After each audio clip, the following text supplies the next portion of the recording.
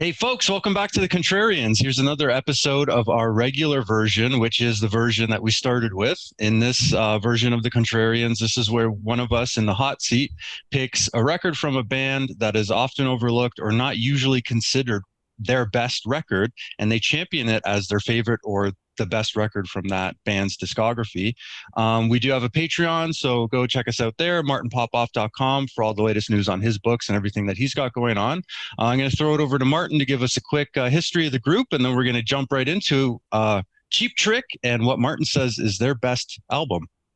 All right, thanks, Marco. Yeah, so we're talking about Cheap Trick this time. We usually give a little quick history of the band. So this is a band. First album was produced by Jack Douglas, came out in 1977. Kiss took a shine to them, took them out on tour. I saw them on that tour supporting Love Gun. It was 78, 79. Someone corrected me last time.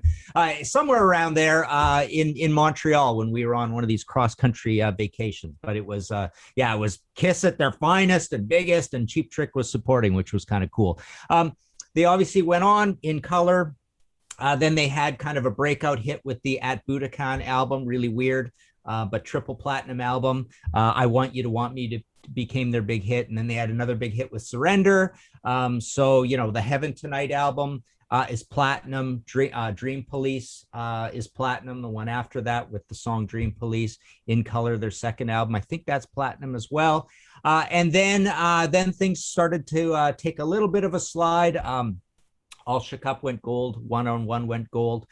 So essentially, the band kind of didn't do so hot through this time. I should say who's in the band. We got Robin Zander, Rick Nielsen, the comedic guitarist with all the funny guitars and the little hat on and the short hair, right? Robin Zander is the smoky lead vocalist, good looking guy. Tom Peterson's the other good looking guy. And then you have Bunny Carlos, who's the other side of the comedic team with Rick, the drummer who looks like an accountant, right? Little overweight, the little glasses, always smoking a cigarette. So essentially this band, great live band. They have this great reputation from Rockford, Illinois, south of Chicago. I think it's south of Chicago. So they're considered a Chicago band. They have a bit of a resurgence with the whole outside songwriting doctors, with The Flame and the Busted album and the Lap of Luxury album. So they're having Lap of Luxury is the big one at this time. And then after that, they basically become this great classic rock band who's out always touring, playing lots and lots of shows and putting lots and lots of albums out. That's the kind of cool thing. They had a resurgence and they've been making records ever since. Along the way, they had one lineup change with Tom Peterson quitting the band right around when All Shook Up was coming out, replaced by John Brandt. He was around for 4 albums. That would be One on One, Next Position, Please. What are the other ones? Standing on the Edge and The Doctor. Later on, they had a falling out with Bunny Carlos after many, many, many years, kind of, about dollars, more or less. Oddly, he's still listed as a band member, and Dax Nielsen, Rick's son, has been their touring drummer for a long time, and really the drummer on the albums as well for a long time. But for some odd legal reason, I believe Bunny is still listed as a member of the band. They just put out their 20th album, In Another World. So they've been very busy all through the years. So there's your sort of canned history of Cheap Trick. As Marco says, the whole point of this show is when we fully in our heart of hearts believe our favorite album by a band is not the main choice that people would pick. So my choice for contrarian choice of favorite Cheap Trick album is this one right here, All Shook Up. So there you go. The front cover is based on the Rennie Magritte painting, Time Transfixed, with the steam train coming out of the side here. So this is their 1980 album. It's produced by George Martin. Every album before that, except for the first album, was produced by Tom Werman. And this is actually a good point. One of the reasons that I love this album so much, well, it's not the big reason, but let me put it this way. George Martin, I think, does a better job producing than Tom Werman did on the last ones. I've started to really have the pretty humorless, cardboardy, bassless, trebleless production of the key albums, the golden period albums, really start to bother me. And that's in conjunction with, I've had this discussion on my Facebook lately about the latest Cheap Trick productions, and I'm finding them being a little bit Tom Werman-ish in that there's something, even when they do a heavy song, it doesn't sound heavy anymore. There's just something lacking in the dynamics of the punch of the bass drum, or how much distortion is on the guitar. The guitar is kind of this weird, clean, nebulous zone. So something's really bothering me about Cheap Trick productions lately and in the Tom Werman years, and that's why that's one of the reasons I love this album so much. And it's always been my favorite Cheap Trick, but I've got a couple others that come close. The Red Ant album from 1987, just called Cheap Trick, sometimes called 1997. Great album of the later period. And I've always had a soft spot for this one as well. Next position, please. So those are the ones that are also contrarian choices that I like quite a bit. There's a record promo little insert thing for the 1997 album. But this George Martin production on this, what I love about it is there's a lot of layers and a lot of sound put on. Like opening track and the biggest single on the album, Stop This Game, a magnificent Cheap Trick song, one of my favorite songs by the band of all time. Kind of a ballad, kind of heavy, kind of poppy all at once, lots going on. But it has that kind of Phil Spector-ish sort of filled out sound. But I do notice that there's still some Tom Werman qualities to this album in that it is lacking a little bit at the bottom end as well, and also the guitars are not that beefed up. What Rick Nielsen is doing. By the way, Rick Nielsen writes almost everything on this album, which is pretty interesting. So he is really the dominant writer in the band. But yeah, apparently lyrics and music are mostly Rick Nielsen on this. So the production is better than the Tom Werman albums, but it's not as good as the UFO album, No Place to Run, which was also produced by George Martin.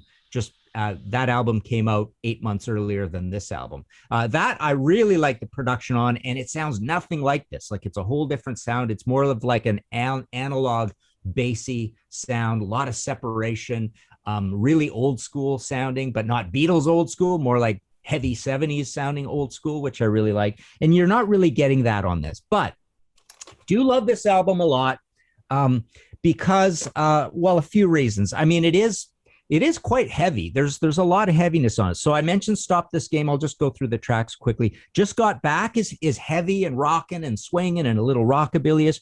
Baby Loves to Rock is also heavy and rock and roll, and it's got that stop-start thing to it and the big chords and a really good roaring Robin Zander vocal. I love Robin's vocals. Can't Stop It, But I'm Gonna Try is one of those good, dark, poppy, ballad-esque songs, one of my favorite Cheap Trick songs as well. World's Greatest Lover is a good acoustic ballad, but it's not a sappy song doctor ballad. It's got acoustic guitar. It's got a little bit of that psychedelic Beatles thing going on it. High Priest of Rhythmic Noise is one of their heavy tunes, and they don't have a lot of heavy tunes. Off Wiedersehen is my favorite heavy tune by them, of course, but heavy, complex, layered. It's got a really cool kind of pre-chorus in that It's Such a Pity, What's a Poor Boy to Do part in it, which is really cool. And Robin's just screaming away on it. Love Comes a Tumbling Down is also heavy and fast. Another heavy tune on here. I Love You, Honey, But I Hate Your Friends is also heavy. Little barrel house piano in there. It's like heavy Rolling Stones, this one. So a lot of really rocking tracks on this album, which I really like. Go For the Throat is kind of pomp rock, proggy. It's got a lot going on, a real stop-start thing. Again, some Beatles things in it. Because they had George Martin producing and because Cheap Trick were always considered a Beatlesque band, kind of Beatlesque, Who-esque. There's a lot of little kind of Beatles little tips and tricks in here. There's a plane and the Go Back to Russia or something like that in it, and a few other little references. And then the last song out of Who to King, only song on the whole album that I don't like. But it's only 2 minutes 18 long. It's not really a song. It's more like a Wipeout style drum thing. Bun gets a credit, and then there's this big gang vocal, Huda King, and all this. So it's more like just a ha funny closer. But the rest of the album, you've got 9 completely solid tracks.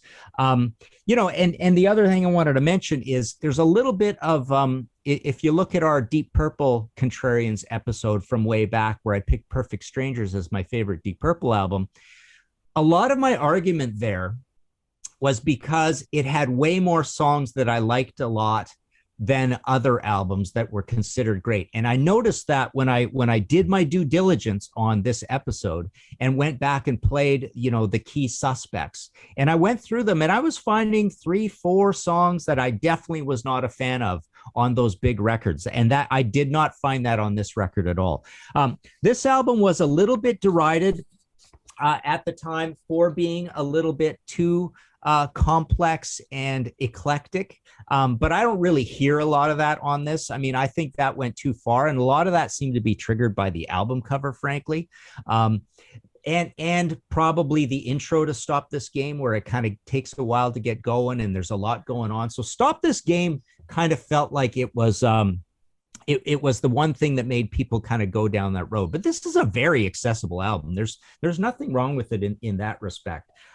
So there you go. And as I was saying, I mean, they had a string of platinums all in a row with that triple platinum, and then All Shook Up only went gold. The follow-up actually went gold as well, which is pretty interesting. One-on-One went gold. Here's my Dream Police. I don't know, did I hold this up yet? So this is one of the suspects for greatest Cheap Trick album, but I'm sticking with it. I like the heaviness. I love the complexity. I love all those layers that go on it. I think George Martin does a very Phil Spector kind of job of being very ambitious with the production. So there you go. All Shook Up, Cheap Trick, greatest Cheap Trick album. Tell me how I'm wrong, Marco. Well, you know what? Like, honestly, like going back and like looking at this record and putting this up as a Contrarians episode, this is almost the like perfect Contrarians episode to do, because this is a record that when it came out, especially, was like kind of commercially and critically kind of, it didn't do as well as the last 3 records. It was received very indifferently, like commercially and critically.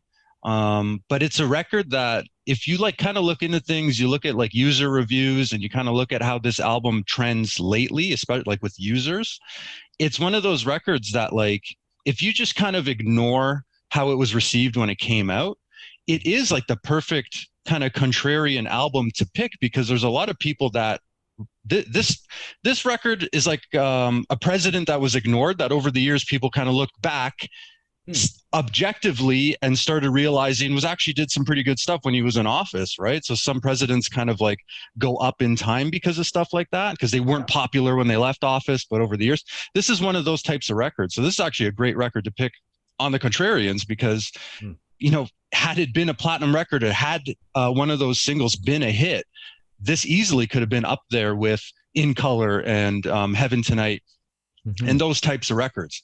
And to be honest, I wasn't super familiar with this record. I was more familiar with those records, Dream Police, even more familiar with like Lap of Luxury and Busted and The Doctor and stuff like that.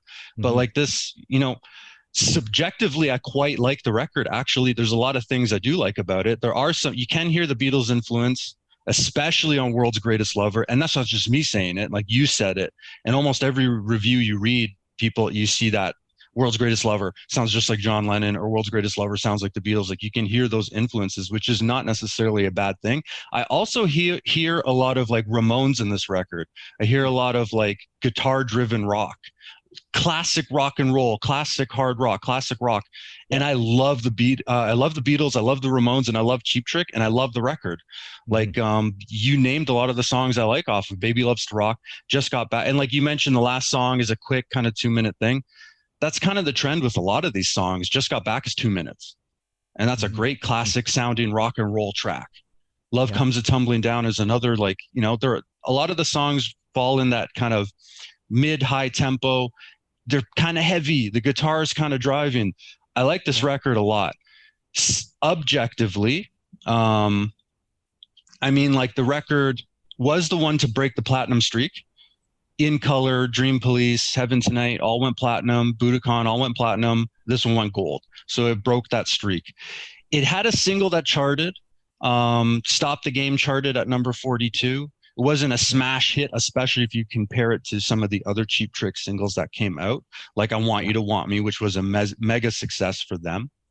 In terms of set list representation, it comes in at number 7th as 7th studio album represented live. So a comparison would be the top song played live from All Shook Up is Baby Loves to Rock, and that was played over 400 times live. I Want You to Want Me is their top song, and that was played probably at every performance they ever do, with over 1,700 performances played live. So the top 3 records that you'll see in the live set list representation are In Color, Dream Police, and Heaven Tonight.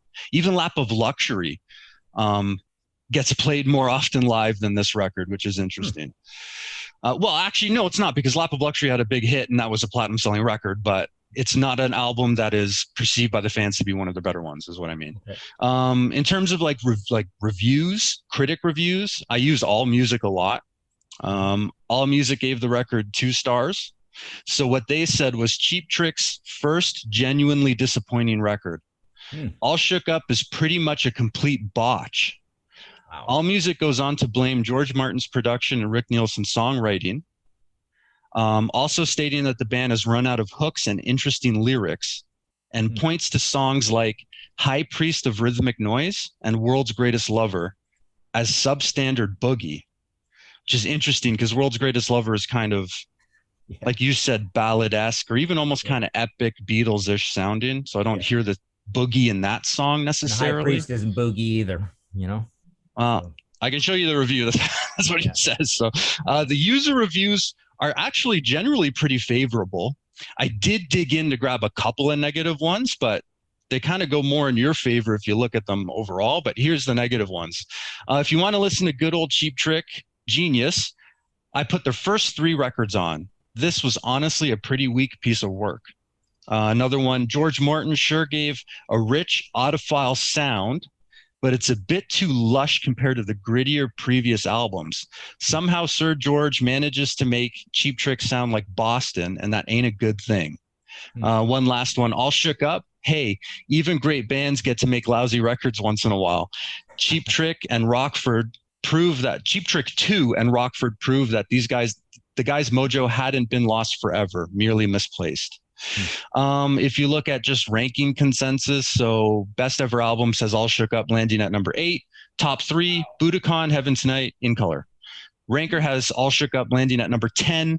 So Ranker is fans ranking the albums. So this isn't just one guy ranking them or a group of critics deciding which record is best. So these are fans voting on this, and they put All Shook Up at number 10.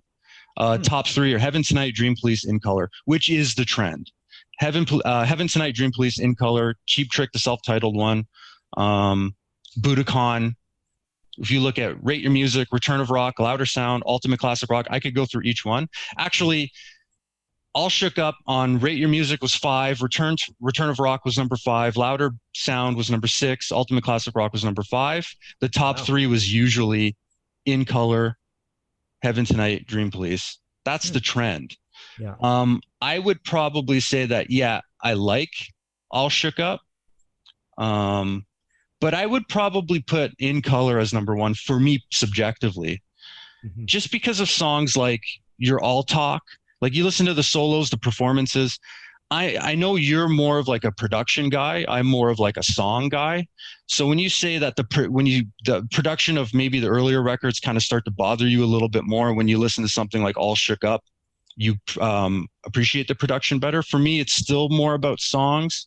And I kind of think, like, even Heaven Tonight, like just the harmonies, the guitar, High Roller, even the song, the title track, Heaven Tonight, is kind of like cool and eerie at the same time. Of course, they do the California Man cover from The Move. So they are influenced by a lot of that, like, classic 60s rock and roll bands. Dream Police, Gonna Raise Hell, Writing on the Wall is cool on that one. But I would probably agree with most of, well, not the rankings because the rankings it actually is pretty low, but I'd probably agree with you that this is a great contrarian pick. Mm-hmm. I think the top three are kind of set in stone, and this could probably easily slide in there as somebody's subjective favorite, or like it fits right in there at like number 4, maybe. Mm-hmm. But yeah, no, it's a great pick, and I like the record a lot. I would pick In Color as my favorite. Yeah, it's pretty interesting. I mean, I remember at the time In Color not being particularly well received. It was considered a little bit like their Van Halen 2. It's a blue second album, I suppose, kind of oddly. I did a whole episode of that in my History in 5 Songs podcast on blue second albums. I don't know if I included that one. But anyways, the other thing that I seem to remember, and I may correct me, listeners, if I've got this wrong, but this seems to be one of those albums that I remember as being one of those kings of the delete bins, when you would go record shopping and see a record for cheap all the time. And that usually happened when expectations are high and they make a lot of copies of something. And then they have to delete or discount them, either with a notch in the corner or a hole through the corner. Because I remember Queen Jazz being like that as well. And yet this was a gold album, and Jazz for Queen was a big album. So there's certain albums that I remember like that, seeing a lot in the delete bins, and this seems to remind me of one of those. And when you see that, it kind of knocks the band's reputation down a little bit. And I also want to mention, I think the production on the very first album is really good, that Jack Douglas does on that, and the songs are amazing too. So I would pick this All Shook Up as my favorite. And then, as I mentioned, the Red Ant, the second self-titled, is up there. Next Position Please is up there, but I would probably even put the debut above the next 3 for me. So I love the debut. It's got a real kind of combative Who quality to it, the most, and I think it is a little more tough on the production end of things, and a little more dangerous on the percussion and the drumming and stuff. It's not as tamped down, but yeah, that's interesting to see. What I find really surprising from all of that great research you did there is the whole idea of how far down the list this is. I mean, the highest you're saying it's even coming at all is in the 5 to 8 zone, which is, so they're putting probably all the early ones above that, and maybe somebody's, hair metal fond memories of that one being the first album they ever got, blah, blah, blah, and all that kind of stuff. Right. But yeah, all their, as time goes on, I think a lot of people are even going to find the likes of Rockford or maybe Special One or some of these later ones pretty high up on the list too. But yeah, and you'll see typically when you look at the lists, what you'll see is those first 4 records and Budokan. So it's kind of like there's like a wall of 5 records, that are just standard across almost all the ranking lists. Yeah, if they decide to list Budokan. But over here in record nerdland, we never allow live albums, right? So, no, we don't. We never really talk about that because to me, a live kind of cheats. It cheats in terms of it being heavy, and it cheats in terms of it being a greatest hits, right? So, and not being completely live either. So. Yeah, right. But we always like to talk about kind of the songwriting and the songs that came as a bank of 8 or 10 songs at the time, blah blah blah, right? So studio records, yeah.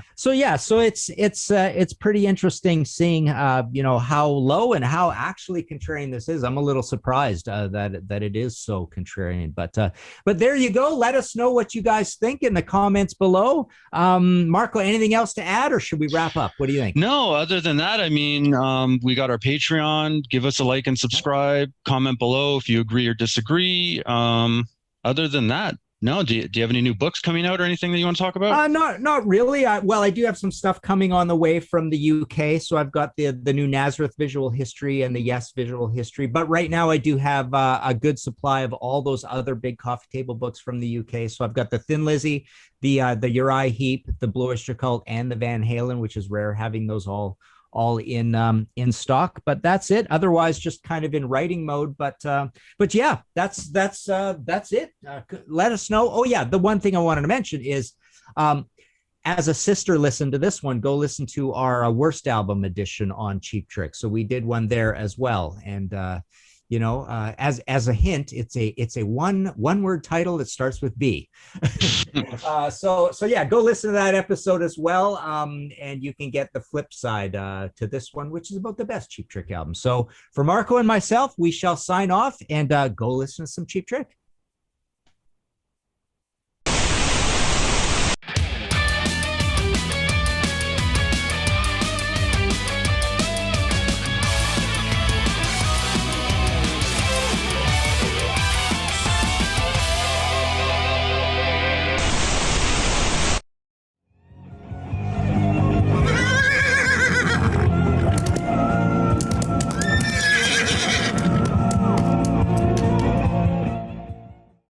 That's it, dude.